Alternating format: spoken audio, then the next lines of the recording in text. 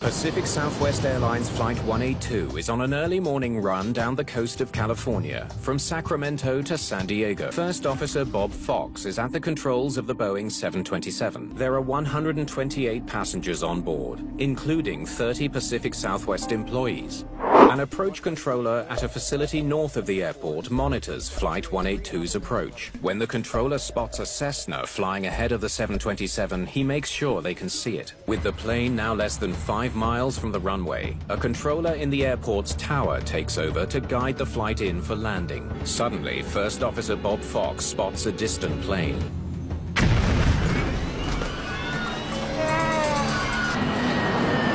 The approach controller's radar reveals that the 727 has collided with the Cessna.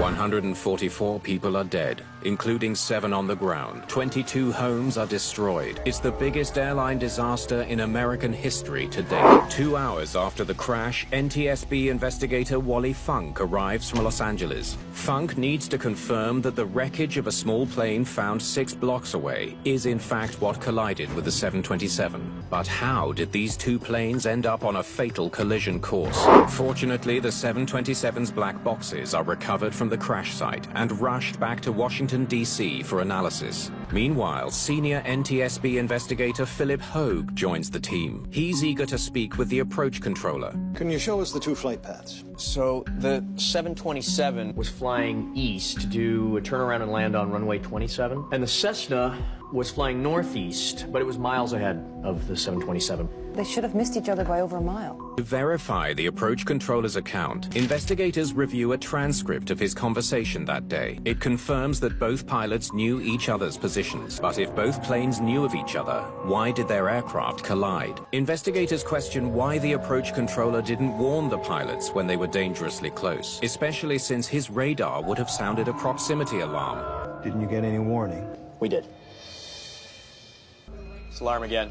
I talked to both planes. PSA 182's confirmed a visual sighting of the Cessna. The approach controllers overlook the alert, but they contact the Cessna and remind them of the nearby 727. Traffic in your vicinity.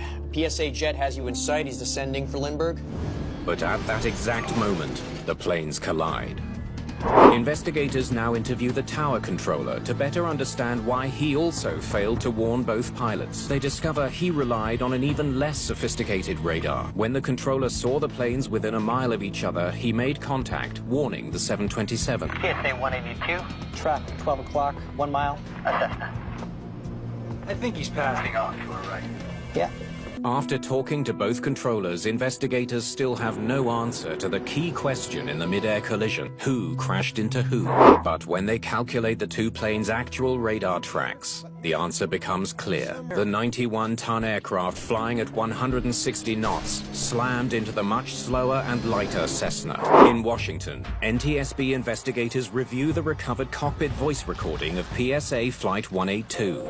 They hope the pilot's conversation will explain how they lost sight of the Cessna. 35 seconds before impact, the PSA crew think they've passed the Cessna. Investigators wonder if something was preventing the pilots from seeing the much smaller plane. The team conducts a visibility study to determine how long the PSA crew could see the Cessna through their windscreen. After measuring and photographing each pilot's view, they plot the Cessna's location on the photos in 10-second intervals. What they find is surprising. The PSA crew could see the Cessna for a much longer period than they expected. 170 seconds of clear view. How did the pilots lose track of the Cessna when it was in view for almost 3 minutes? Searching for answers, investigators go back further in time on the cockpit recording. 85 seconds before impact, the 727's pilots spot the Cessna flying ahead of them. The crew must now keep the Cessna in view while performing other tasks in preparation for landing. But at this critical moment, no one is keeping an eye on the Cessna. The Cessna should be right here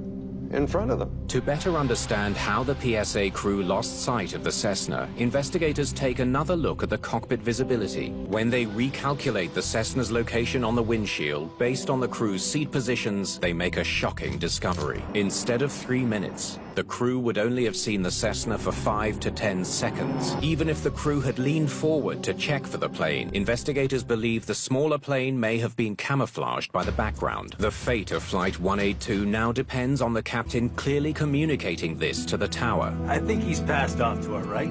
The controller would have been able to see that the Cessna had not passed the 727 on his radar, so why didn't he take action? Investigators compare two separate recordings of the conversation between the captain and the controller. Investigators make a startling discovery. He's passing off to our right. It does sound like passing. Radio static caused the radio controller to hear the word passing, not passed. Investigators finally conclude who was at fault. Recommendations in their report focus on improving the air traffic control system in San Diego.